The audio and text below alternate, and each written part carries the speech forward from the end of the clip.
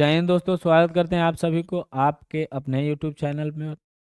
और आज जो है हम लोग लेकर के आए हैं 29 जनवरी के करंट अफेयर्स के चुनिंदे प्रश्नों को, जो बिहार भारत और बिहार राष्ट्रीय और अंतर्राष्ट्रीय घटनाओं से जुड़ा हुआ है, जो भारत के सभी एग्जामों से संबंधित यहाँ पे प्रश्न करवाया जाता है। घटना या इससे संबंधित पूरे भारत के एग्जाम में प्रश्न जो है बनते हैं। स्पेशली बिहार के लिए क्या है, ये सेशन लाभदायक है। तो बात को बिना विलंब किए हुए हम लोग जो है आगे की ओर बढ़ेंगे। आज 29 जनवरी का जो है करंट अफेयर 2026 का आप लोगों को देखने को मिलेगा, जो इसमें प्रथम यहाँ पे एक हाईलाइट घटना है, जो भारत का पहला बायो हैप्पी डिस्ट्रिक्ट जो बना है किया पैनोर, जो अरुणाचल प्रदेश के आरएनए में भारत का जो है स्थान है 16वां पाया गया है और प्राप्त हुआ है, और सिंगापुर इसमें प्रथम स्थान पे है। आगे की ओर चलते हैं हम लोग। ये जो है प्रीवियस क्लास का प्रश्न है, जिससे हमने कमेंट बॉक्स में पिछले क्लास में उत्तर देने को कहा था। जो प्रश्न है कि नीति आयोग द्वारा जारी निर्यात तत्परता सूचकांक एक्सपोर्ट प्रिपेयर्डनेस इंडेक्स 2024 में बिहार समग्र रूप से कौन से स्थान पे है? तो ये कौन से स्थान पे है? तो ये 16वें स्थान पे अभी समग्र रूप से कौन से स्थान पे है? 16वें स्थान पर है। इतना बात तो आप लोगों को ध्यान में होगा। आगे की ओर चलते हैं हम। आज का जो है प्रथम प्रश्न यह है कि 77वें गणतंत्र दिवस पर इस बार जो 26 जनवरी 2026 को गणतंत्र दिवस हमारे भारत में जो मनाया गया या भारतीय गणतंत्रता दिवस मनाया गया, वो 77वां गणतंत्रता दिवस था। और इस गणतंत्र दिवस के अवसर पर कर्तव्य पथ नई दिल्ली में आयोजित हुआ राष्ट्रीय परेड। राष्ट्रीय परेड प्रत्येक वर्ष गणतंत्रता दिवस पे मतलब आयोजित किया जाता है, जिसमें बिहार के कितने पंचायत प्रतिनिधियों को विशिष्ट अतिथि के रूप में आमंत्रित किया गया? इसका सही उत्तर हो जाएगा 11 प्रतिनिधियों को क्या किया गया? आमंत्रित किया गया। अब देखिए, पंचायत प्रतिनिधि मतलब पंचायती स्तर के जो भी प्रतिनिधित्व करने वाले व्यक्ति होंगे ना, उन्हीं में से क्या किया गया था? चयनित किया गया और अतिथि के रूप में वहां पे बुलाया गया था। समझ में आया कि नहीं? वही यहाँ पे दिया हुआ है कि 77वें गणतंत्रता दिवस के अवसर पर कर्तव्य पथ नई दिल्ली में आयोजित आयोजित ये राष्ट्रीय परेड में जो है 11 पंचायती प्रतिनिधियों को विशिष्ट अतिथि के रूप में क्या किया गया था? बुलाया गया था, चयनित किया गया था। जिससे इसका चयन कौन किया कि कौन कौन प्रतिनिधि जाएगा? तब भारतीय पंचायती राज विभाग, बिहार सरकार के जो बिहार सरकार के जो पंचायती राज विभाग है, उसने क्या किया? 11 प्रतिनिधियों को चयनित किया कि कौन कौन जाएगा। इस आधार पर तो स्थानीयकृत सतत विकास लक्ष्य को प्राप्त करने वाले प्रतिनिधि को ही वहां पे चयनित किया गया था, जिसमें 11 पंचायत के प्रतिनिधि गए थे, जिसमें से 5 महिला थी और 6 पुरुष थे। 5 महिला और 6 पुरुष, इतना बात ध्यान में रखिएगा। और यहाँ उन व्यक्तियों का नाम दिया हो, जैसे अर्चना आनंद सहरसा से, संध्या कुमारी नालंदा से, नूतन भारती सहरसा, राजेश कुमार मिश्र मधुबनी, राजेश सिंह अरवल, पद्मराज भारद्वाज सीतामढ़ी से, और मिराज अहमद जहानाबाद से, तन्या परवीन पूर्वी चंपारण से, पंकज कुमार शर्मा वैशाली से थे, और जूली देवी लखीसराय से, प्रदीप कुमार सिंह कैमूर से। इस नाम को आप लोग याद रखना जरूरी नहीं है, लेकिन ये बात ध्यान में रखिएगा अवश्य कि वर्तमान में बिहार सरकार में पंचायती राज विभाग के मंत्री कौन है? तो ये दीपक प्रकाश हैं। और वही दीपक प्रकाश है जिनके मंत्री बनने पर भारत बिहार में खूब बवाल हुआ था। लोगों ने सवाल उठाया कि बिना चुनाव लड़े हुए किसी नेता का बेटा जो है मंत्री बन सकता है? यही है दीपक प्रकाश, जो बिना चुनाव लड़े, बिना विधानसभा के सदस्य हुए, बिना विधान परिषद के सदस्य हुए, ये पंचायती राज विभाग के क्या है? मंत्री हैं। इतना बात आप लोग क्या रखिएगा, ध्यान में रखिएगा।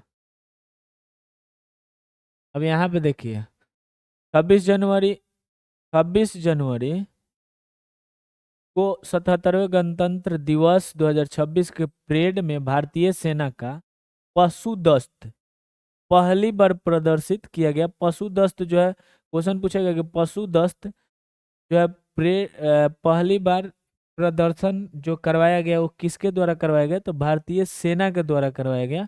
और जिसका ये इस 10 का नेतृत्व जो कर रहे थे, जिनका नाम था कैप्टन हर्षिता के नेतृत्व में हुआ, जो इस क्षेत्र में विशेष प्रशिक्षित अधिकारी हैं। यह कदम सेना के पारंपरिक और सांस्कृतिक विरासत को दिखाने के लिए उठाया गया। पशु दस्त में घोड़े और अन्य जो है सैन्य जानवरों के सामूहिक प्रदर्शन को दिखाया जाता है। अच्छा, पशु दस्त में दिखाया क्या जाता है, जो सेना में घोड़े होते हैं और अन्य जो जानवर होते हैं जो सेना के लिए लाभदायक, जैसे कुत्ता,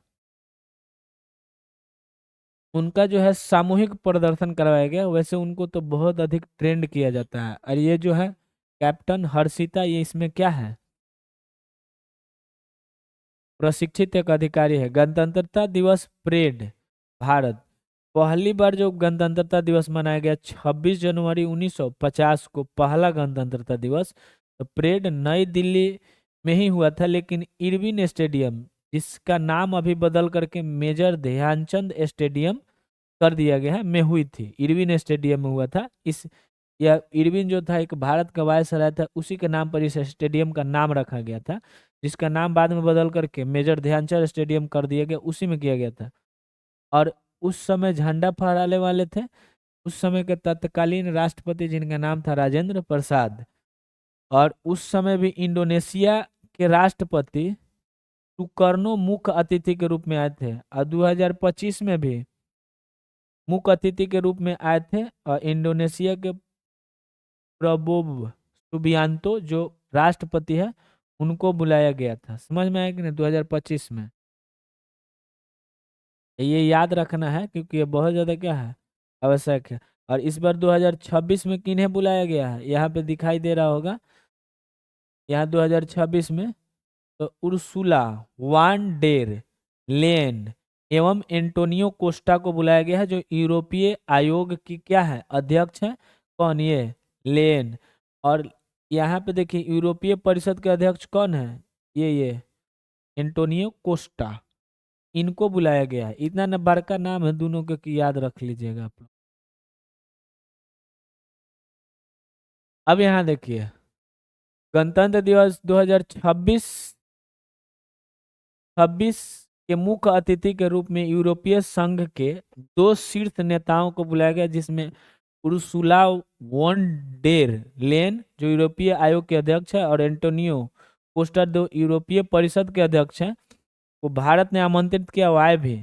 और यह पहली बार होगा जब यूरोपीय संघ के शीर्ष 2 नेताओं को एक साथ गणतंत्र दिवस के समारोह में क्या किया गया, बुलाया गया और शामिल भी हुए। और इस निमंत्रण का उद्देश्य भारत और यूरोपीय संघ के बीच रणनीतिक साझेदारी और व्यापार संबंध में मजबूत करना है। और बुलाने के पीछे कुछ ना कुछ कारण होता है। मान लो कि किसी को बुला रहे हैं तो बिना किसी लाभ के या बिना किसी चीजों को मद्देनजर रखते हुए थोड़ी बुलाते हैं अतिथि के रूप में उसी को ना जिनसे लगाव होता है, और लगाव क्या हो, बढ़े। ये तो 77वां गणतंत्र दिवस मनाया गया, ये भी जान लिए। और जो मनाया गया था तो भारतीय संविधान, अच्छा 26 जनवरी को क्यों गणतंत्र दिवस मनाया था, क्योंकि हमारा भारत जो है गणतंत्र हुआ था 26 जनवरी 1950 को। गणतंत्र के मतलब गणतंत्र राष्ट्र या गणतांत्रिक राष्ट्र का अर्थ यह होता है, उस राष्ट्र के जो राष्ट्राध्यक्ष है वो जनता के द्वारा प्रत्यक्ष या अप्रत्यक्ष रूप से चुना जाता हो, ना कि वह मतलब पीढ़ी दर पीढ़ी या वंशानुगत शासन होता हो। समझ में कि नहीं, जो राष्ट्र का अध्यक्ष है, जैसे हम लोग का राष्ट्राध्यक्ष राष्ट्रपति है, तो इनडायरेक्ट जो है या अप्रत्यक्ष रूप से जनता के द्वारा ही चुना जाता है। जबकि ब्रिटेन में चले जाइएगा तो जो है वहां पे महारानी जो है वो वंश के आधार पे बनती है। मतलब जिस वंश का वहां पे महारानी होगी उसी वंश का ही अगला बार महाराजा बनेगा या महारानी बनेगी। 2 नंबर क्वेश्चन है कि 16वें राष्ट्रीय मतदाता दिवस के अवसर पर, यह भी याद रखिएगा कि मतदाता दिवस कब मनाया जाता है, 25 जनवरी को। 16वां मतदाता दिवस मनाया गया है इस बार 25 जनवरी 2026 को। बिहार सरकार के निर्वाचन विभाग द्वारा बेस्ट इलेक्टोरल प्रैक्टिस अवार्ड 2025 से कितने जिला अधिकारियों को सम्मानित किया गया है, मतलब बिहार के कितने जिला अधिकारियों को बेस्ट इलेक्टोरल प्रैक्टिस अवार्ड से सम्मानित किया गया है। तो कितने जिला अधिकारी है? 10। मतलब अच्छे कार्य करने के लिए इलेक्टोरल प्रैक्टिस अवार्ड से सम्मानित किया गया, जिसमें कितने जिला अधिकारी है भारत बिहार के? 10 हैं। समझ में आया कि नहीं? वही बात यहाँ पे दर्शाया गया है, यहाँ पे देख लीजिए ध्यान से कि निर्वाचन विभाग बिहार सरकार ने राज्य के 10 जिला अधिकारियों को उनकी उत्कृष्ट कार्यशैली एवं निर्वाचन प्रक्रिया में नवाचार और पारदर्शिता के लिए हाल ही में बेस्ट इलेक्टोरल प्रैक्टिस अवार्ड 2025 से सम्मानित किया। और यह कब किया? तो 16वें मतदाता दिवस के शुभ अवसर पर किया। 16वें मतदाता दिवस के शुभ अवसर पर किया, जो 25 जनवरी 2026 को मनाया गया। ई अधिवेशन भवन सिंचाई भवन परिसर पटना में आयोजित किया गया था। कहाँ आयोजित किया गया था? अधिवेशन भवन सिंचाई भवन परिसर पटना में आयोजित किया गया था। अब देखिए सम्मानित जिला अधिकारियों का नाम यहाँ पर दिया हुआ है, आप लोग देख सकते हैं। वैसे इतना नहीं देखना है, इतना बस याद रखना है कि 10 को मिला था। ये याद रखना जरूरी है, बिहार विधानसभा चुनाव 2026 में बेमिसाल चुनाव प्रबंधन एवं तकनीकी नवाचार के लिए पूर्णिया के जिला अधिकारी, जिला निर्वाचन पदाधिकारी, सह जिला निर्वाचन पदाधिकारी अंशुल कुमार का जो है बेस्ट डिस्ट्रिक्ट इलेक्शन अवार्ड के लिए क्या किया गया? चुना गया। जो राष्ट्रीय मतदाता दिवस के अवसर पर 25 जनवरी 2026 को राष्ट्रपति द्रौपदी मुर्मू के द्वारा दिल्ली में इन्हें क्या किया गया? सम्मानित किया गया। अच्छा देखिए, ये जो है काम करने वाले सबसे अधिक काम कहाँ किए हैं? तो जो 18वां विधानसभा चुनाव हुआ है, इसमें ये अपना जो है अच्छा ठीक ठाक प्रदर्शन किए हैं, उसी के कारण इन्हें दिया गया है। और 18वां विधानसभा का चुनाव जो है बिहार में 2025 में हुआ, जो 2 चरणों में हुआ, एक 6 नवंबर और एक 11 नवंबर 2025 को, जिसमें नीतीश कुमार जो है 10वीं बार मुख्यमंत्री पद के लिए शपथ। और इस बार जो है बीजेपी बिहार का सबसे बड़ा पार्टी बनकर के उभरा है, जिसका 89 सीट आया है, 101 सीट पर चुनाव लड़ा है। तो कोई दिक्कत? और यही है अंशुल कुमार। अच्छा, यहाँ एक और चीज है कि मोबाइल आधारित ई वोटिंग प्रणाली बिहार, मतलब बिहार राज्य निर्वाचन आयोग ने हाल ही में मोबाइल आधारित ई वोटिंग प्रणाली की शुरुआत की है। और ऐसा करने वाला भारत का पहला राज्य बन गया है कौन? बिहार। समझ में आया कि नहीं? मतलब ई मोबाइल ई वोटिंग प्रणाली का मतलब जो बीमार व्यक्ति है, जो गर्भवती महिला है, जो दूर दराज रह रहे हैं, कोई बिहार के निवासी है, तो वो जो है ये वोटिंग कर सकते हैं ई मोबाइल वोटिंग के द्वारा। कोई दिक्कत? यहाँ पे वही दिए हुए है कि प्रवासी लोग, दिव्यांग, वरिष्ठ नागरिक, गर्भवती महिला, बीमार लोग कर सकते हैं।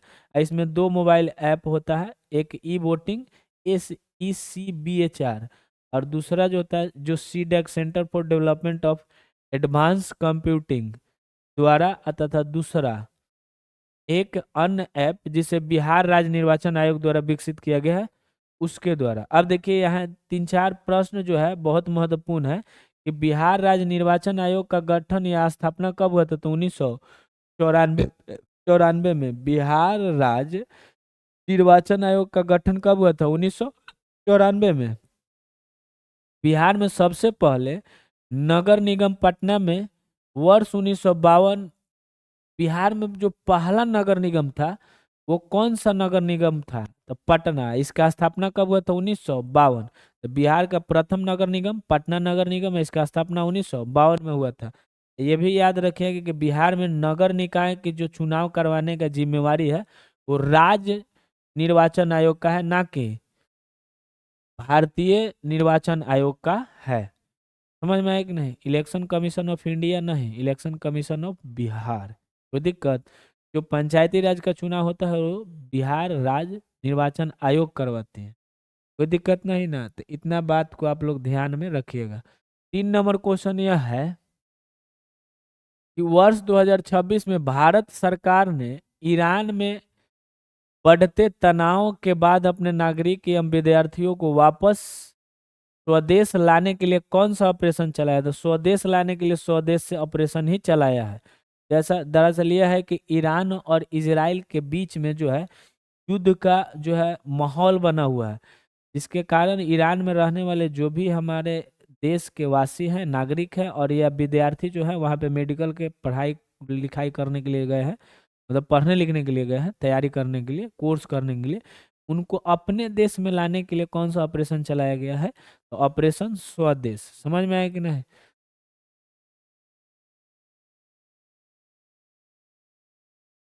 वही यहाँ पे वही बात दिया हुआ है। देखिए, जनवरी 2026 में ईरान में बढ़ते तनाव और असुरक्षा हालातों के बीच भारतीय नागरिकों के सुरक्षित वापस लाने के लिए भारत सरकार ने ऑपरेशन स्वदेश शुरू किया है। और इसके तहत 10,000 से अधिक भारतीयों को सुरक्षित क्या करना है? लक्ष्य है कि भारत लाना है। तो ये भी पूछेगा कि ऑपरेशन स्वदेश के तहत कितने भारतीयों को ईरान से भारत लाने का लक्ष्य था? तो लगभग लगभग 10,000। समझ में आया कि नहीं? ये अभियान 2025 में शुरू किए गए ऑपरेशन सिंधु का अगला चरण है। और ये ऑपरेशन सिंधु 2025 में चालू किया गया था ईरान से ही लाने के लिए। दरअसल जून 2025 में ईरान इजराइल के बीच में क्या हुआ? बढ़ते संघर्ष के दौरान भारतीय नागरिकों और छात्रों को असुरक्षित वापस लाने के लिए जो है सिंधु ऑपरेशन चलाया गया था। कौन? ऑपरेशन सिंधु 2025 में, जून 2025 में। और इस बार जो चलाया गया है फिर से वापस लाने के लिए ऑपरेशन स्वदेश।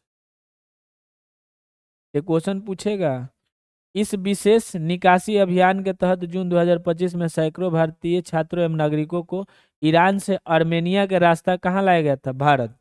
और देखिए, इजराइल और ईरान के बीच में मुख्य तनाव का कारण जो है इजराइल के अस्तित्व को लेकर के ईरान का वैचारिक विरोध। देखिए, वैचारिक विरोध कोई दिक्कत नहीं है, लेकिन सबसे बड़ा कारण यह है कि ईरान का परमाणु कार्यक्रम और ईरान द्वारा इजराइल विरोधी संगठन हमास और हिजबुल्ला।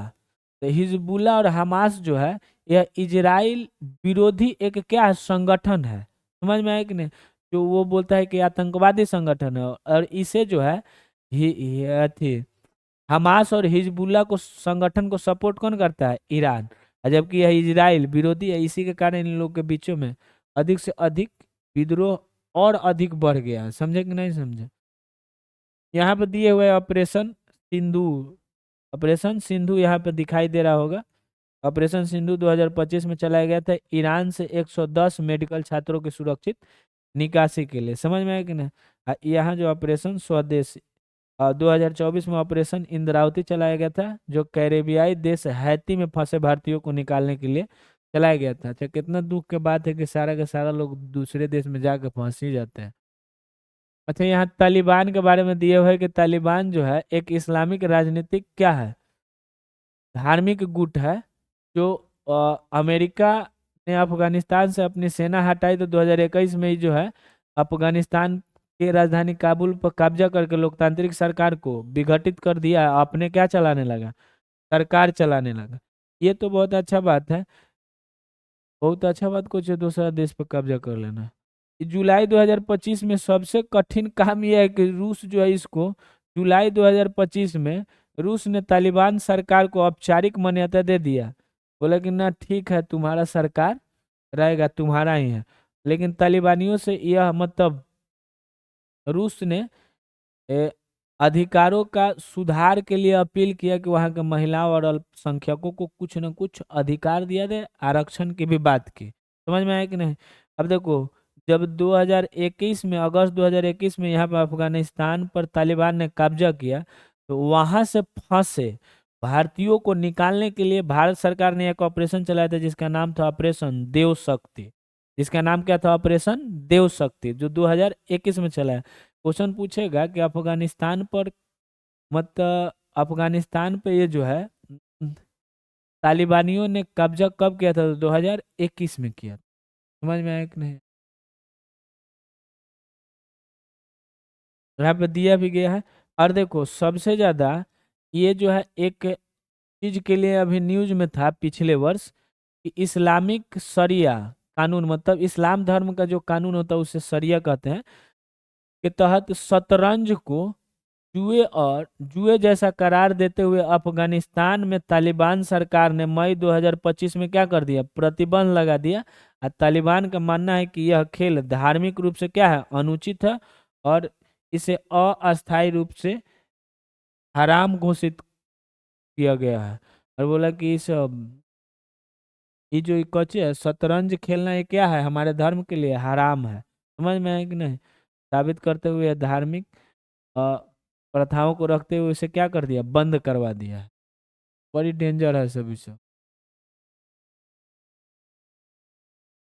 4 नंबर क्वेश्चन है कि जनवरी 2026 में आईएमएफ ने भारत की 2025-26 की जीडीपी की वृद्धि दर का अनुमान कितना प्रतिशत कर दिया है। ये कर दिया है 7.3। कितना कर दिया है, 7.3। अब पहले कितना ये अनुमानित किया था, तो 6.6। और इसमें लगभग 0.7 के वृद्धि करते हुए कितना कर दिया है, तो 7.3 कर दिया है। इतना बात ध्यान में रखिएगा, इसी में वृद्धि करते हुए। इसने पिछले साल घोषित किया था 6.6, लेकिन इस बार जो जनवरी 2025 में घोषित किया गया, जो 25-26 के जो है जीडीपी वृद्धि दर, अभी जो है हम लोग अप्रैल में इसका पूर्णतः हिसाब किताब होगा, तो इसने 7.3 कर दिया है। वही बात यहाँ पे दिया हुआ है कि देखिए, अंतर्राष्ट्रीय मुद्रा कोष आईएमएफ चालू वित्त वर्ष 2025-26 में भारत की जीडीपी वृद्धि में अपने अनुमान को पहले जो था 6.6% से बढ़ा करके कितना कर दिया, 7.3%। जो कितने की वृद्धि करवा दिया, तो 0.7% अंक की वृद्धि दर्शाता है। साथ ही रिपोर्ट में यह भी कहा गया कि 2026 और 27 में विकास दर घट करके 6.4% रहने का अनुमान है। और यह अनुमान लगा करके कहा कि 2026-27 में भारत का जो है जीडीपी का विकास दर 6.4 ही रहेगा, कोई दिक्कत। और अंतर्राष्ट्रीय एक संगठन है, यह अंतर्राष्ट्रीय मुद्रा कोष एक संगठन है जिसका स्थापना जुलाई 1944 में अमेरिका के न्यू हैम्पशायर में ब्रिटेन वुड्स सम्मेलन में हुआ था। तो 1944 में ब्रिटेन वुड्स सम्मेलन के तहत आईएमएफ का क्या हुआ था, स्थापना, जिसका मुख्यालय वाशिंगटन डीसी अमेरिका में है। तो क्वेश्चन पूछेगा कि आईएमएफ का स्थापना कब हुआ था, 1944। और ब्रिटेन वुड्स सम्मेलन में 1944 में हुआ था। और इसका मुख्यालय कहाँ है, तो वाशिंगटन डीसी। आईएमएफ या अंतर्राष्ट्रीय मुद्रा कोष का मुख्यालय वाशिंगटन डीसी अमेरिका में है। समझ में आया कि नहीं। और आईएमएफ के कितने देश हैं, तो याद रखिएगा कि इसमें कितने सदस्य देश हैं, तो 190। इसका काम क्या है, और यहाँ पे देखिए, भारत जो है अंतर्राष्ट्रीय मुद्रा कोष का सदस्य कब बना था, तो स्वतंत्र होने से पहले ही 27 दिसंबर 1945 को, जबकि हम लोग तो आजाद हुए थे 15 अगस्त 1947 को। लेकिन ये उससे पहले ही इसका अंतर्राष्ट्रीय मुद्रा कोष का भारत जो है सदस्य था, आजादी के पहले से ही। इतना बात आप लोग ध्यान में रखिएगा, समझे कि नहीं समझे। अब यहाँ देखिए, मुद्रा कोष का काम कौची कौची है, एक बार यहाँ भारत ध्यान से देख लीजिए कि जीडीपी के मामले में भारत जो है अभी पूरे विश्व में कौवे स्थान पे है, चौथे स्थान पे। कौवे स्थान पे है, चौथे स्थान पे है। समझ में आया कि नहीं। और पहले स्थान पे अमेरिका, दूसरे पर चीन, तीसरे पर जर्मनी, और पांचवे पर कौन है, जापान। तो पिछले बार जो है जापान को छोड़ते, पीछे छोड़ते हुए भारत ने है, भारत जो है चौथे स्थान पर पूरे देश में, पूरे विश्व में आ गया है। समझ में आया। वही बात यहाँ पे दिए हुए है कि यदि हम लोग भारत की जीडीपी वर्तमान में देखें तो 4.18 ट्रिलियन अमेरिकी डॉलर है। और इसके साथ ही भारत ने जापान को पीछे छोड़ते हुए चौथी सबसे बड़ी अर्थव्यवस्था बनने का गौरव हासिल कर लिया है। और भारत जो है जापान जैसे देशों को पीछे छोड़ते हुए विश्व की सबसे चौथी सबसे बड़ी अर्थव्यवस्था वाले देश बन गई है। और भारत सरकार का अनुमान है कि 2030 तक जर्मनी को भी पीछे छोड़ करके दुनिया का तीसरी सबसे बड़ी अर्थव्यवस्था वाली देश बन जाएगा। और देखो भारत जो है ब्रिटेन को तो सितंबर 2022 में पीछे छोड़ करके दुनिया का 5वीं सबसे बड़ा अर्थव्यवस्था वाला देश बना था। मतलब अभी जो है अर्थव्यवस्था ब्रिटेन से बहुत भी आगे है किसका, भारत का। आईएमएफ और विश्व बैंक के अनुमान के अनुसार 2027-28 तक तीसरी सबसे बड़ी अर्थव्यवस्था बनने की ओर अग्रसर है। मतलब आईएमएफ और विश्व बैंक का ऐसा मानना है कि भारत जो है 2027-28 तक पूरे विश्व का तीसरे सबसे विकसित अर्थव्यवस्था वाला देश बन सकता है। कौन, भारत, यह अनुमान है। वर्तमान में दुनिया का सबसे बड़ी अर्थव्यवस्था वाला देश है जो अमेरिका है, अभी बताएं। चीन है दूसरे स्थान पर, तीसरे पर जर्मनी, चौथे पर भारत और पांचवे पर जापान है। तो ये भी बात ध्यान में रखिएगा कि पूछेगा कि भारत जो है विश्व में अर्थव्यवस्था के हिसाब से कौन नंबर पे आता है ये, तो चौथे नंबर पे। जापान को पीछे छोड़ते हुए इसने चौथा नंबर प्राप्त किया था। 5वां नंबर क्वेश्चन है यहाँ पे कि उच्च तकनीकी आधारित नवाचार और स्टार्टअप इकोसिस्टम को बढ़ावा देने के उद्देश्य से भारत का पहला राज्य कौन बना है जिसने डीप टेक स्टार्टअप नीति शुरू की है। तो यह बना है तमिलनाडु। कौन बना है, तमिलनाडु। डीप टेक स्टार्टअप नीति, डीप टेक स्टार्टअप पॉलिसी किसने चालू किया है, तो तमिलनाडु। बस इतना ही याद रखिएगा, इसके बारे में और कुछ जानकारी नहीं है। 6ठा नंबर क्वेश्चन है कि हालिया जारी रिस्पॉन्सिबल नेशंस इंडेक्स 2026 में 154 देशों के सूची में भारत का कौन सा स्थान है। तो भारत का जो स्थान है वो है 16वां। अभी हम लोग देखे थे ना RNI रिस्पॉन्सिबल नेशंस इंडेक्स में भारत का कौन सा स्थान है, तो 16वां स्थान है। मतलब इसमें देखा गया कि कौन सबसे अधिक रिस्पॉन्सिबल देश है, उसमें जो है भारत जो है कौवे स्थान पे है, 16वें स्थान पे है। रिस्पॉन्सिबल नेशन इंडेक्स 2026 में भारत ने 154 देशों में कौवां स्थान प्राप्त किया है, 16वां। अब भारत का समग्र स्कोर कितना है, तो 0.551513 रहा है। और यह ranking world intellectual foundation WIF ने प्रमुख विश्वविद्यालयों के साथ मिलाकर के क्या किया है, जारी किया है। क्वेश्चन पूछेगा कि यह जो है रिस्पॉन्सिबल नेशंस इंडेक्स कौन जारी करता है, तो वर्ल्ड इंटेलेक्चुअल फाउंडेशन जारी करता है। यह सूचकांक शासन की गुणवत्ता, पर्यावरणीय स्थिरता और सामाजिक कल्याण पर आधारित है। मतलब यह देखता है कि शासन की गुणवत्ता किस प्रकार की, बढ़िया है कि खराब है। दूसरा पर्यावरणीय स्थिति देखता है कि वहाँ का पर्यावरण कैसा है। और तीसरा कि समाज में कल्याण वो आगे सरकार कर रही है या नहीं। इसमें शीर्ष 3 देश है। पहले स्थान पर सिंगापुर, दूसरा स्विट्जरलैंड, तीसरा डेनमार्क।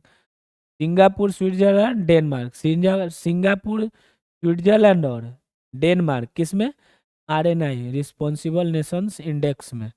बाकी को याद रखिए या न रखिए, काम चल सकता है।